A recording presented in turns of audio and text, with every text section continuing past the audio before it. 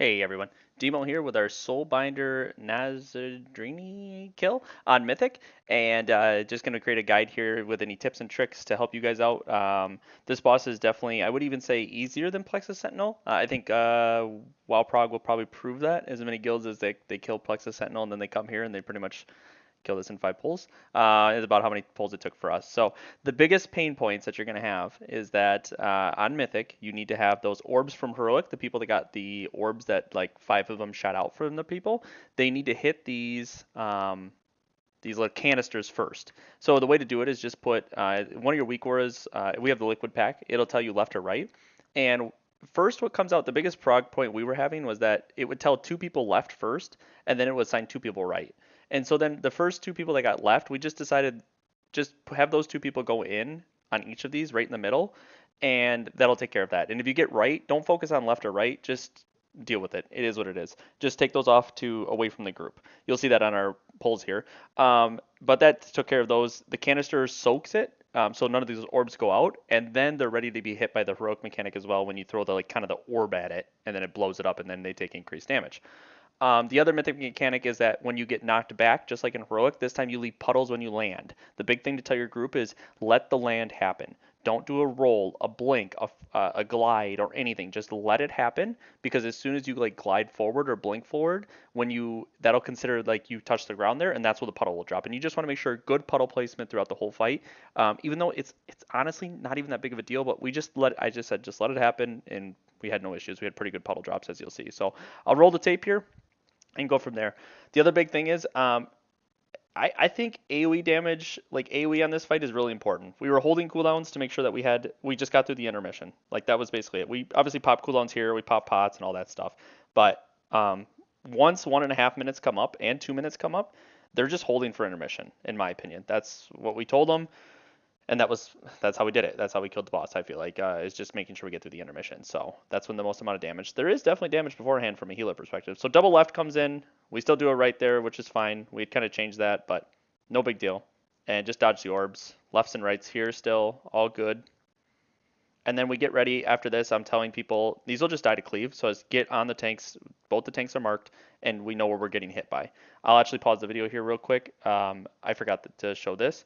Watching the Raiders World first behind me as well. But this is the diagram that I drew. This is like where we're getting knocked back from 1 to 2 to 3 to 4 to 5 to 6, and after that we just get knocked back all in this location at the very end, and you'll see that on the kill. But you can copy these as well, these markers. You just get knocked back 6 times overall. So here's our first knockback coming in, and you'll see we have pretty good puddle placement, and we go from there. We pull over to the other canister. No big deal. We didn't focus on any mage, phase, or anything. We did exactly what we did on heroic. We just put people in canisters, and that was pretty much it. And then positioned our knockbacks better. So we're calling that we still need somebody in right. We still do it right. We could have been better with orbs. I'm sure plenty of people got hit by them. Is what it is. So right now, like yeah, 5 healing might not be a bad idea for a guild that is a little bit behind. It might not meet the damage check. It was some tight healing, I would say. That's for sure. We're getting back to our second knockback spot, and we land here. I speed taunt here just to make sure that we can get it over. Other times he stood behind that, so we lost some melee up time. Which ended up being important at the end. So we actually swapped who taunted at the beginning. He started with the boss. I was second, so that way I could get the speed taunt over. So we have double and left, which is also not great. That's why we lose, I think, one person. We've talked about that. We talked about it 5 times, but people still wanted to put double and left. Somebody was already in there. He should have just left. He's not going to do a knockback on this time. And this would be a good time for like an AMZ. We put an AMZ down on our group. We should all be stacked up in it. And explodes. So we want to make sure we're topped before that. Gather all these ads. You can grip them, most of them. I don't think you can grip phase blades, so that's the only ones you can't. Ambushes get out, and this is just big, heavy cleave. I think the more AoE damage you have here and get through everything, the better. Now, one good thing is that Mass Dispel should remove this dot, and from a Mistweaver, if you have a Mistweaver in your group, if they run Revival will remove it. So big thing is healers here continuously dispelling, dispel, and then once the whole raid kind of gets blanketed up, that's when call for a revival and then maybe a mass dispel at the end. Or right now would be a good time for a mass dispel. Get these early ones off and then wait for the group to fill back up. Or if like there's like 4 people with 2 stacks, then call for the revival. So that's kind of what we planned here, and we're getting ready for our next knockback. Knockback in 7 seconds. I'm telling people that. I'm saying, hey, we're getting knocked back. We're getting knocked back.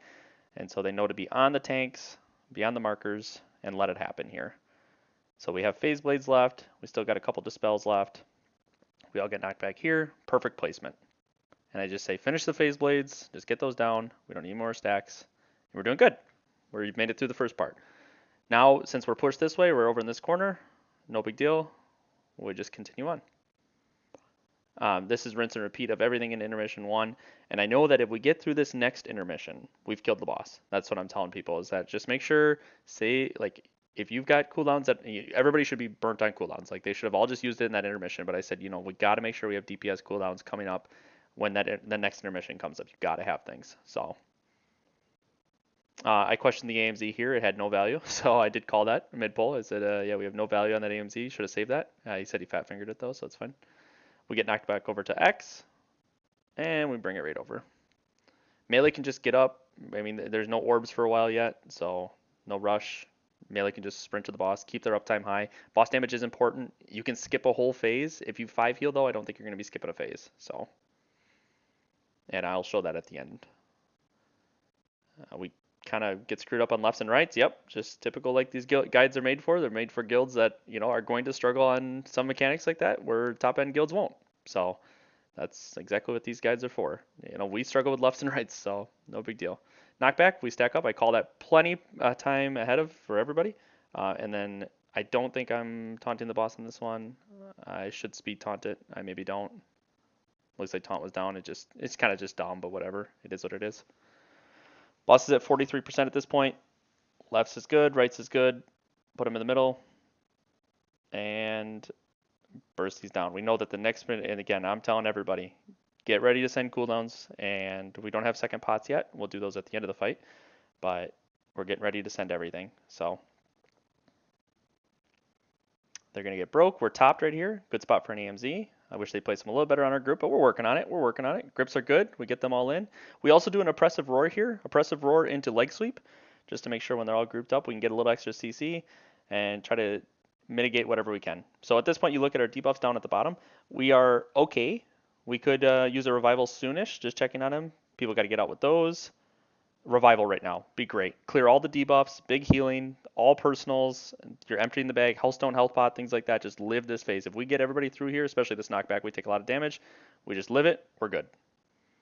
And we don't lose a single person.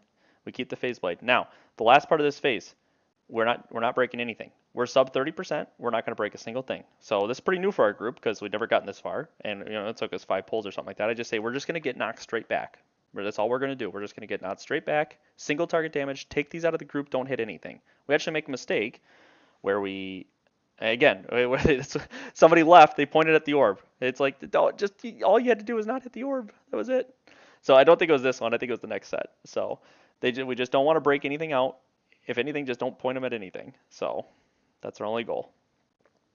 We have a knockback coming up, so I'm saying stack on the tanks, and we knock straight back, and we're all good, and we move over to the left.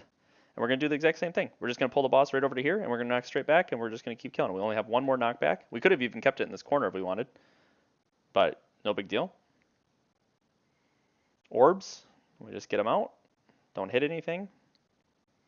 And on this one, I actually need to see, he hits one of the things, which I don't think he realized he was doing that, but again, it breaks it free.